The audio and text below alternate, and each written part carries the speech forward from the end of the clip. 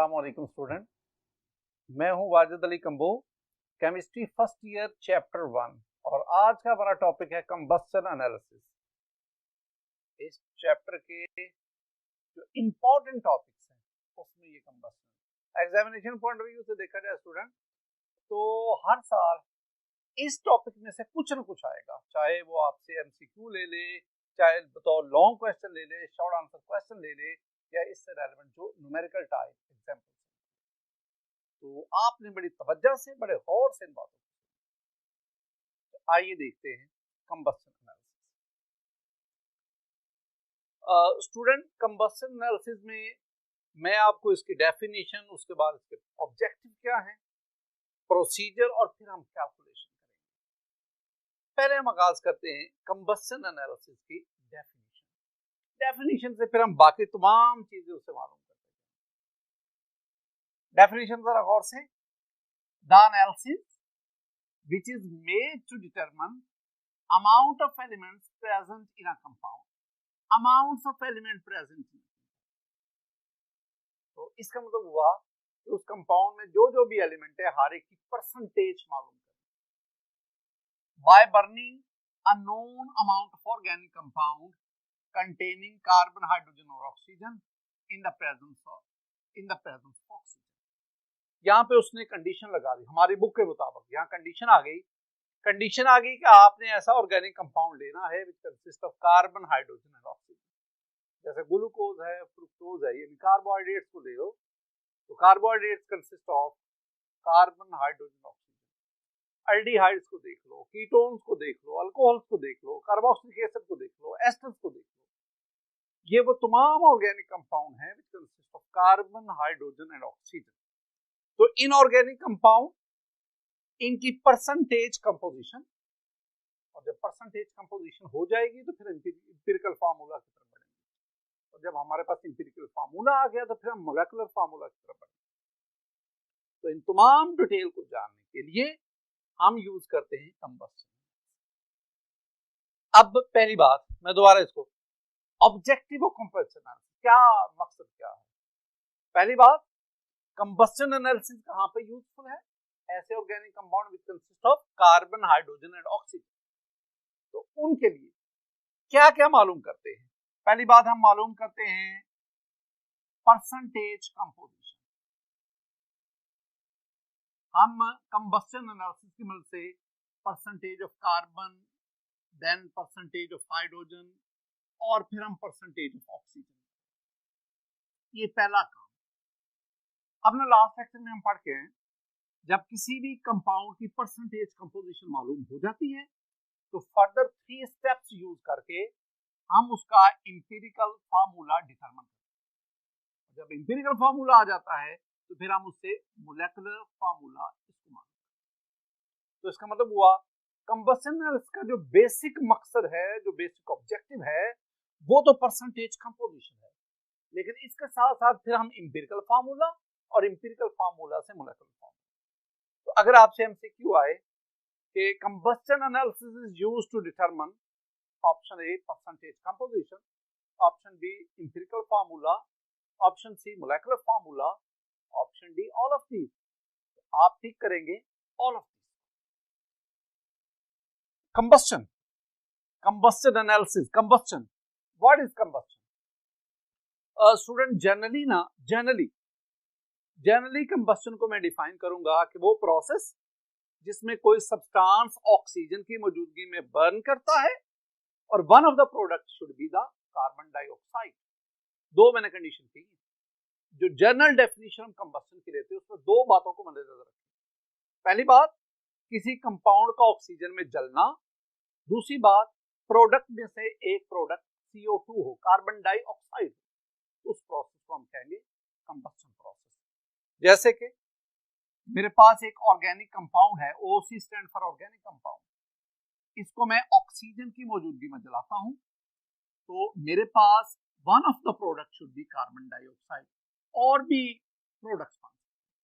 तो अगर कोई रिएक्शन ये दो कंडीशन पूरी करे, एक ऑक्सीजन की मौजूदगी में उसकी बर्निंग हो, दूसरा one of the product should B CO2, अगर ये दो कंडीशन पूरी करे तो आम तौर पर हम उस रिएक्शन को कहते हैं कंबस्शन प्रोसेस। और इसमें भी हम किसी भी ऑर्गेनिक कंपाउंड को बर्न करेंगे in the presence of oxygen, और one of the product will be carbon dioxide. So this reaction will be combustion, और इसी वजह से हम इसे कहते हैं कंबस्शन एनालिसिस। कंबस्शन प्रोसेस के जो मेन प्रोडक्ट्स हैं, जो आपने कंपाउंड लिया उसमें था कार्बन था, हाइड्रोजन है और ऑक्सीजन है, ये ऑर्गेनिक कंपाउंड।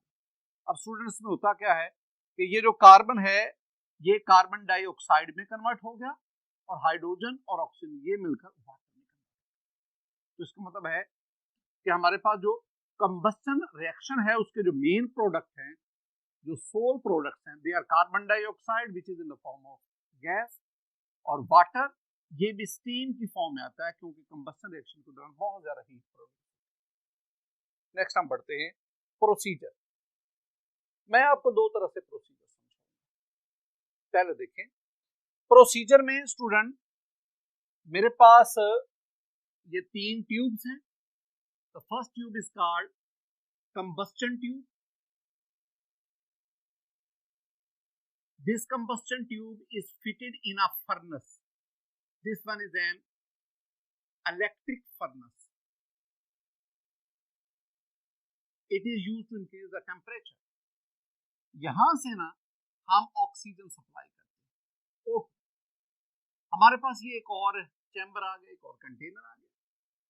इसके अंदर हम एक कंपाउंड लेते हैं, that is MgClO4 taken twice, magnesium perchlorate.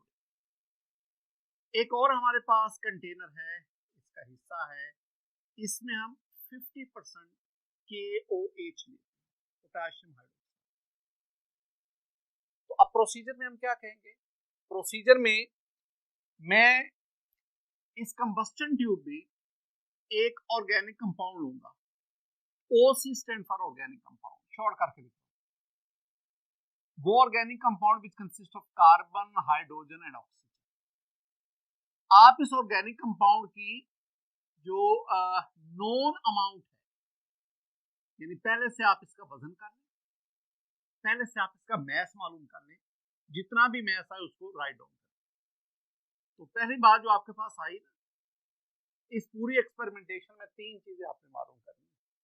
तो पहली बात जो आपने नोट करनी है वो है कि मैस ऑफ ऑर्गेनिक कंपाउंड, वो ऑर्गेनिक कंपाउंड जिसका आप एम्पिरिकल फार्मूला जानने जा रहे हैं, जिसका मोलेकुलर फार्मूला जानना, तो आपने उसका नोन अमाउंट 2 ग्राम है, 1.5 ग्राम है, 1.7 ग्राम है, 2.4 ग्राम है, जितनी भी उसके अमाउंट आपने ली वो आपने नोट करना। तो ये हमारे पास पहला आ गया स्टेप, यानी preweighed amount of organic compound is taken in combustion tube. अब इधर से आप ऑक्सीजन सप्लाई कर रहे हैं, इसके अंदर आप टेम्परेचर इंक्रीज करेंगे, इलेक्ट्रिक फर्नेस को ऑन कर दें, इसके अंदर टेम्परेचर राइज करेगा। जब टेम्परेचर बहुत ज्यादा हो जाएगा, इस ऑर्गेनिक कंपाउंड की कंबस्शन होगी, और उस कंबस्शन के नतीजे में आपके पास आएंगे कार्बन डाइऑक्साइड और साथ आपके पास वाटर, और ये दोनों चीजें जो है ये गैसियस प्रोडक्ट है, ये वाटर स्टीम की फॉर्म में आएगा। अब आपने क्या करना है, आपने आगे 2 कंटेनर दे दिए, इसमें आपने मैग्नीशियम परक्लोरेट किया। अब मैग्नीशियम परक्लोरेट की खूबी क्या है, इसकी प्रॉपर्टी क्या है? Magnesium perchlorate is water absorber. जितना भी कंबस्शन के दौरान वाटर प्रोड्यूस हुआ है ना, ये वाटर इस मैग्नीशियम परक्लोरेट ये अपने अंदर अब्सॉर्ब करता है। तो MgClO4 taken twice, it will be used as water absorber। तो आपके पास इसमें वाटर अब्सॉर्बर है, मैं इसको मैग्नीशियम परक्लोरेट, मैग्नीशियम क्लोरेट नहीं, मैग्नीशियम क्लोराइड नहीं, मैग्नीशियम हाइपोक्लोरेट नहीं, ये याद रखना है आपको। इसका नाम भी है मैग्नीशियम परक्लोरेट, आपको इसका फॉर्मूला भी आना चाहिए। This one is the dehydrating agent, और ये एक एक्सीलेंट डिहाइड्रेटिंग, ये जितना भी मॉइस्चर होगा, जितना भी पानी होगा अपने अंदर अब्सॉर्ब कर। इसके अलावा आप और भी डिहाइड्रेटिंग एजेंट यूज कर सकते हैं, लेकिन फिलहाल जो हमारे लिए सूटेबल डिहाइड्रेटिंग एजेंट है, जो सूटेबल वाटर अब्सॉर्बर है, वो मैग्नीशियम परक्लोरेट। आपने मैग्नीशियम परक्लोरेट इसका पहले से वजन मालूम करो। आपने सपोज 2 ग्राम लिया, वाटर अब्सॉर्ब करने के बाद इसका मैस हो गया 2.5 ग्राम। तो what will be the mass of water? जो मैस में इजाफा हुआ है, यानी पहले 2 था, 2.5 उसके मैस में इंक्रीज हुआ है, that increase in mass is actually the mass of water. तो आपने दूसरी चीज जो मालूम की वो है मैस ऑफ वाटर। अब वाटर सारे का सारा यहां पे अब्सॉर्ब हो गया। मैग्नीशियम परक्लोरेट वाटर अब्सॉर्ब करता है, CO2 अब्सॉर्ब नहीं करेगा। लिहाजा वो जो CO2 है, कार्बन डाइऑक्साइड है, वो अगले चैम्बर में गई, अगले कंटेनर। उसमें हमने लिया है 50% KOH। तो 50% KOH that is the CO2 absorb. यहां दो बातें जरा ध्यान में रखना स्टूडेंट। पहली बात, आप ना KOH को फर्स्ट कंटेनर में नहीं ले सकते, यानी आप ये नहीं कर सकते कि इसको स्विच ओवर कर। क्यों जी? ये जो KOH है ये ना सिर्फ CO2 अब्सॉर्बर है, it is also the water absorber. अगर आप इसको पहले ले लेंगे, पहले कंटेनर में लेंगे, तो ये CO2 और वाटर दोनों को अब्सॉर्ब करेगा, और इस तरह हम CO2 और वाटर का जो मैस है जो इस दौरान प्रोड्यूस हो उसको मालूम नहीं करते। तो इसलिए आप इसको सेकंड कंटेनर में ही लेंगे, फर्स्ट में मैग्नीशियम परक्लोरेट और सेकंड में। और दूसरी एक और बात, आपने KOH नहीं लेना, आपने 50% KOH लेना।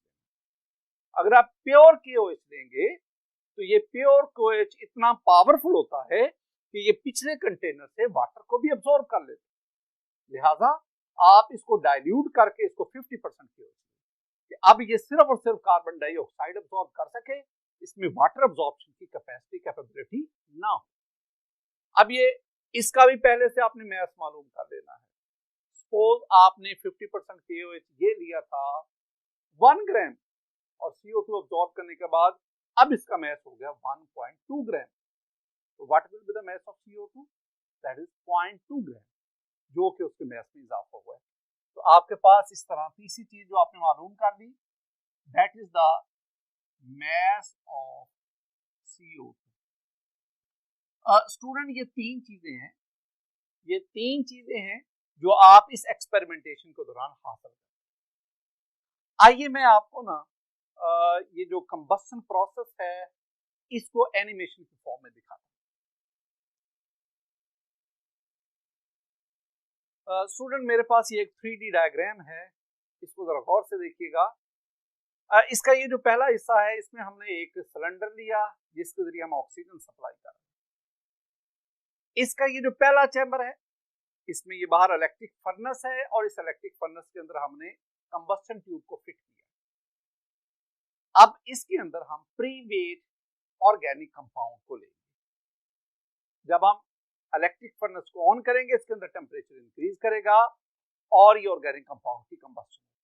During this combustion water and CO2 are produce. ये दूसरा मेरे पास चैम्बर आ गया, कंटेनर आ गया। इसके अंदर हमने मैग्नीशियम परक्लोरेट को लिया, और मैग्नीशियम परक्लोरेट इसने वाटर को अब्सॉर्ब किया। अब्सॉर्ब करने के बाद मैग्नीशियम परक्लोरेट के मैस में इजाफा हुआ। That increase in mass of magnesium perchlorate is actually the mass of water. अब वाटर यहां अब्सॉर्ब हो गया, कार्बन डाइऑक्साइड जो है वो थर्ड चैम्बर में चली गई, जिसके अंदर हमने 50% KOH। 50% KOH it will absorb CO2, it is CO2 absorb. CO2 absorb करने के बाद इसके मैस में भी स्लाइट इंक्रीज होगा। That increase in the mass of 50% KOH is actually the mass of CO2। इस पूरी एक्सपेरिमेंटेशन के दौरान आपने तीन चीजों को फाइंड आउट किया। First one, mass of organic compound, second one mess of water, third one mass of carbon dioxide. Student अब आए कैलकुलेशन की तरफ। मैं जानना क्या चाहता हूं, मैं percentage of carbon, percentage of hydrogen और फिर परसेंटेज ऑफ ऑक्सीजन। मेरे पास कुछ फार्मूलाज हैं, जरा इनको देखिए। परसेंटेज ऑफ कार्बन को जानने के लिए आप मैस ऑफ कार्बन डाइऑक्साइड जो आपने एक्सपेरिमेंट के दौरान फाइंड आउट किया, और mass of organic compound OC stand for organic compound, आप पूरे का पूरा लफ्ज लिखेंगे, multiply not equal, multiply 12 divided by 44 multiply by 100। तो आप एक्सपेरिमेंट के दौरान ये वैल्यू यहां पुट करेंगे, इसको कैलकुलेट करेंगे, जो आपके पास आंसर आएगा that is actually the percentage of. अब एक और भी बात स्टूडेंट्स क्वेश्चन करते हैं कि ये 12/44 इंटू 100 ये कहां से आया।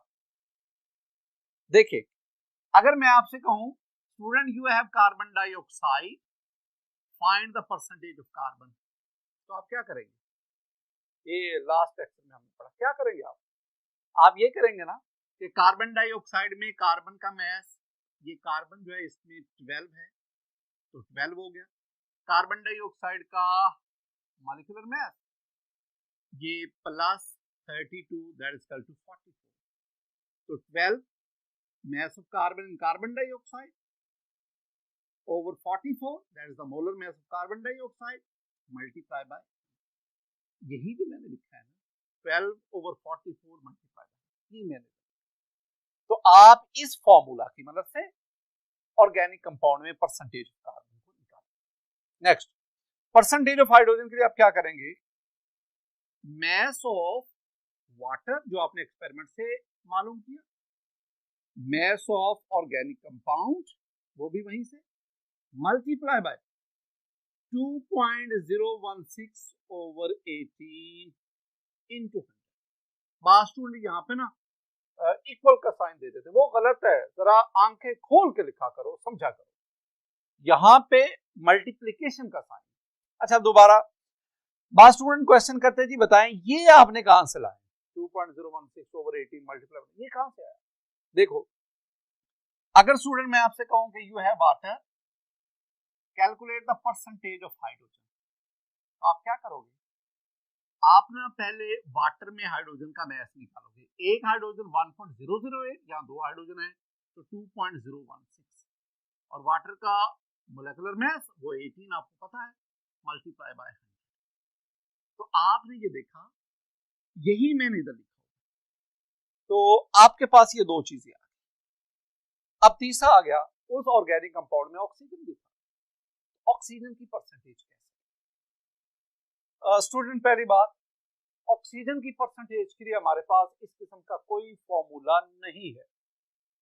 क्यों नहीं है? एक्चुअली ना यहाँ एक प्रॉब्लम है कि हम ऑक्सीजन दो जराए से आ रही है, एक वो ऑक्सीजन जो ऑर्गेनिक कंपाउंड में मौजूद है, और दूसरी ऑक्सीजन जो आपने आउटर सोर्स से उसमें ऐड की फॉर कंबस्टन। अब हमें नहीं पता कि बाहर से ऑक्सीजन कितनी उसमें कंबस्टन में यूज, फिर हम क्या करेंगे? परसेंटेज ऑफ ऑक्सीजन के लिए हम क्या करेंगे? Very simple, we will use method of difference, and this method of difference is the percentage of oxygen is determined by, is calculated by method of difference, very simple method। ये method of difference क्या है? अगर कोई भी compound दो या दो से ज्यादा एलिमेंट्स पर कंसिस्ट करता हो मुश्किल में, तो उन तमाम एलिमेंट्स की परसेंटेज का सम 100 होता है। मतलब एक ऑर्गेनिक कंपाउंड है जो तीन एलिमेंट्स पर, कार्बन हाइड्रोजन ऑक्सीजन पे मुश्तमिल है, मैं आपसे कहता हूं जिसमें कार्बन जो है वो 20% है, उसमें जो हाइड्रोजन है वो 50% है, बताओ ऑक्सीजन क्या होगी? वेरी सिंपल, आप कार्बन की परसेंटेज 20, हाइड्रोजन की percentage 50, 20 + 50 that is equal to 70, आप 100 में से 70 माइनस करते तो दैट इज 30, क्योंकि कार्बन हाइड्रोजन ऑक्सीजन तीनों की परसेंटेज का सम क्या आना चाहिए? 100। तो अगर दो की परसेंटेज का पता है तो 100 में से दोनों की परसेंटेज ऐड करके माइनस कर दूंगा। मसलन मेरे पास आ गया परसेंटेज ऑफ ऑक्सीजन के लिए मैं क्या करूंगा? मैं कहूंगा 100 minus percentage of carbon plus percentage of hydrogen, दोनों की परसेंटेज को ऐड करके 100 में से माइनस कर दे, that will be the percentage of oxygen. Student examination point of view से देखें ना, तो या तो ये बतौर लॉन्ग क्वेश्चन आपसे पूछा जाएगा, या इसमें शॉर्ट आंसर क्वेश्चन भी कि डिफाइन द कंबशन एनालिसिस, या तीसरी बात MCQ और जो वो दो इंपॉर्टेंट MCQ जो अक्सर आता है कि which of the following compound is used as water absorber या which of the following compound is used as CO2 absorber। तो water absorber magnesium perchlorate, CO2 absorber 50% KO। बाद दफा आपसे ये क्वेश्चन भी पूछा जाता है, शॉर्ट आंसर क्वेश्चन, कि why the percentage of oxygen can not be determined directly, कि ऑक्सीजन की परसेंटेज को हम डायरेक्टली फाइंड आउट क्यों नहीं कर सकते। उसके लिए आप लॉजिक देंगे कि ऑक्सीजन जो है वो एक तो ऑर्गेनिक कंपाउंड के अंदर मौजूद है, एक हम कंबस्टन के लिए एक्सटर्नल सोर्स से यूज कर रहे हैं, लिहाजा जो एक्सटर्नल सोर्स हम यूज करते हैं हमें उसके अमाउंट का नहीं पता, तो फिर हम ऑक्सीजन की परसेंटेज कैसे निकालते हैं? By method of student. आज हमारा ये टॉपिक था कंबस्टन एनालिसिस, और जैसे मैंने पहले अर्ज किया कि this topic is very important, इस चैप्टर के चंद अहम 3 टॉपिक्स में शामिल है। उम्मीद है कि आप इससे आपने एंजॉय किया होगा, आपने इसमें जो कॉन्सेप्चुअल पॉइंट्स उसको नोट किया होगा। इस टॉपिक से रेलेवेंट हमारे पास कुछ न्यूमेरिकल भी है, तो न्यूमेरिकल्स को हम बाद में सिलेक्ट करेंगे। अल्लाह ताला आपका हामी नासर हो। अस्सलाम वालेकुम।